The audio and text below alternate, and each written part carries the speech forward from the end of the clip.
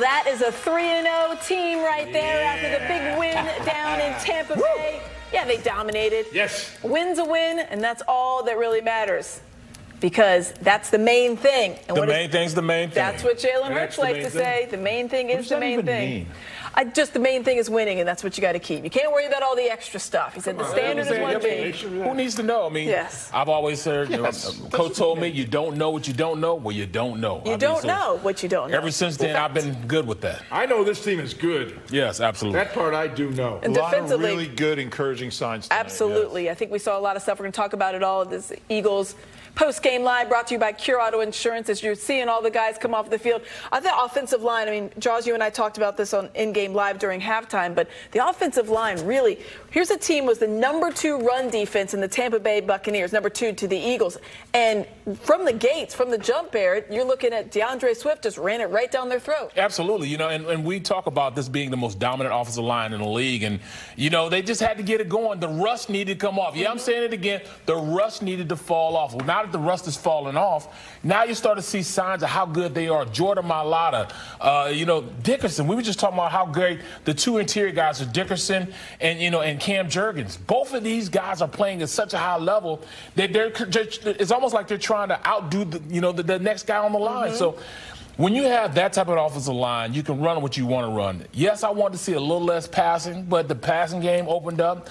I saw a little quirkiness at the beginning of the game with Jalen Hurts, but then he got into his groove. This team has not even scratched the surface on them being as good as I think they could be. They're just not even there yet. They just have a lot to go. The passing game's going to come. I'm not worried about that. It's still a little clunky. Jalen's still a little off. Yeah, it is a little clunky. There were some good signs, but I'll tell you what, if you can run the ball and play defense like they did tonight, you're not going to lose many games. That's the big thing right there. The defense run the ball, play defense. Yeah. 40 rushes, 201 yards. That's over think five. About that. That's phenomenal. 259 last week, 201 tonight. And they can impose their will whenever they want to. I mean, when those guys on the line of scrimmage want to come off the ball, they move the defense line and knock them into the linebacks. And this is a very good Tampa Bay defense. This wasn't Minnesota. No. This is a very good defense, and they got pushed around. And they wanted to stop the run. That's the thing. They knew what DeAndre Swift did. Exactly. So they put extra people in the box, and it did not matter because that offensive line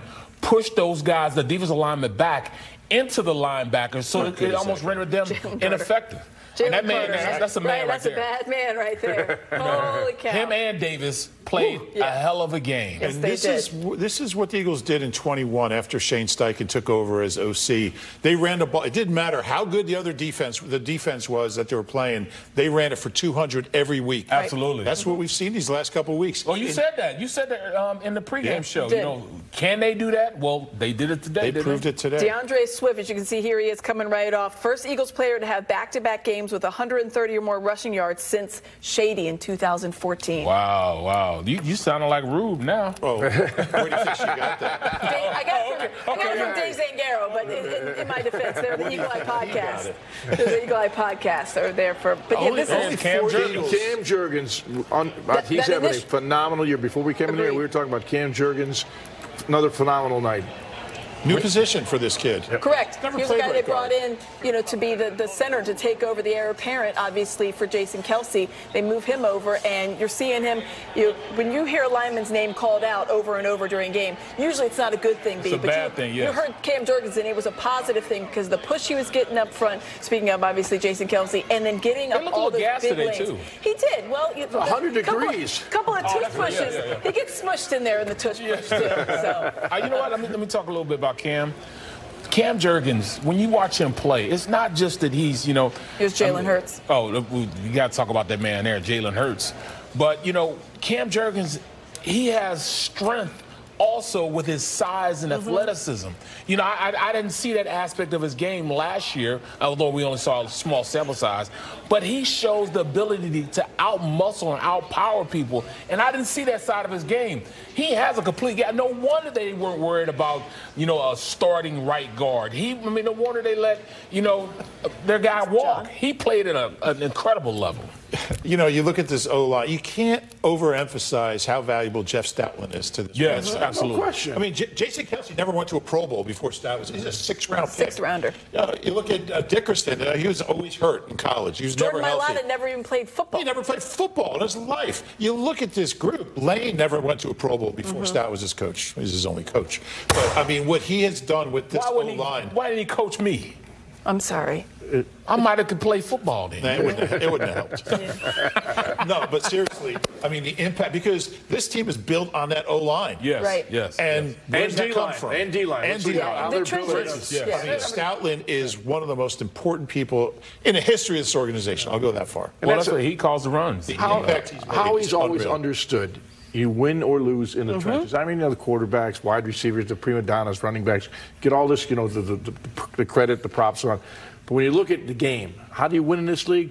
You win in the trenches. And This that started with Joe Banner and back Andy. to Joe. But look at this team right now: best offensive line in football, and becoming the best defensive line in football. And to your point, Rube, not only is it the coaching, but it is obviously Howie Roseman. You go back to Joe Banner, they have to draft the guys in order to develop them. And that's not something this team historically had done that well at. But you're looking at now, obviously you can talk about the Georgia Bulldogs, especially when you're talking about that D-line. They've done it tremendously well. I mean, and they've gotten gems, getting a guy, like Cam Jurgens in the second round.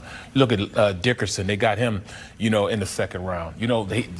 Dickerson was projected a first-round pick, but he got injured. They took it, all right, we're gonna go ahead and take him anyways, even though he got hurt that season. We're gonna go ahead and take him anyways, and look at him, a Pro Bowler already. Remember when this team couldn't make first-round picks? Yeah, it was I remember a disaster. that. Yeah. From John Harris I forgot that. Your guy Kenny Jackson to Nelly to Nelson. Big Drake. They took a firefighter in the first round. I don't want to mention him, but think about their last 4 first-round picks: Devontae, Jalen Carter, Jordan Davis, and Nolan Smith. Yeah, that's their tremendous. last 4 first-round picks. Wow. Howie finally got it right. That was tremendous.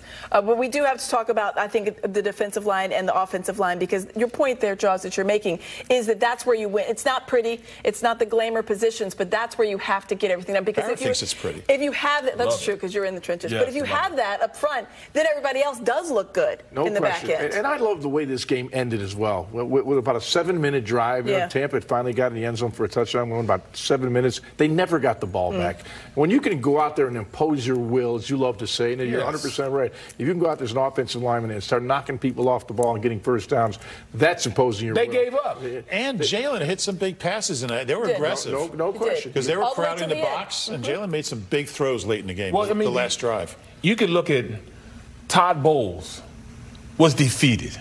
He wasn't trying to call any timeouts. He saw that his defense was defeated. Those guys getting off the pile late, you can tell they started aching and all that stuff. We defeated that team up front. We beat them up front. And because of that, even the head coach quit. He stopped. He didn't want to. Why are you not trying to win this game? You still need to call timeout. I mean, 39 to it was a time of possession, 39 to 21. Amazing. The Eagles wore them down. It was 100 degrees down there. They wore them out. That last drive, 15 plays, 9 minutes. I mean, that's defeating right there. When you can't get off the field, you can't get them off the field. 4 minutes. They only had the ball 4 minutes in the fourth quarter. Yeah, think about that. No, they had a 9-minute final drive for 15 plays. They just absolutely wore them down. Now the Eagles, of course, are one of only 3 teams that are 3-0. The other 2 are the Dolphins and the Niners. And when everybody's going to talk about maybe they're still not playing the best football, when you looked at the beginning of the season, you had a couple teams kind of earmarked as Super Bowl type teams. It's no coincidence it's 3 of those teams. This is not college football where style points count. I know everybody's looking at, Miami. They scored 70 points. Or you look at the 49ers, Brock Purdy and how he's doing this, he's doing that. They've got all these weapons. Well, how about we did it old-fashioned way?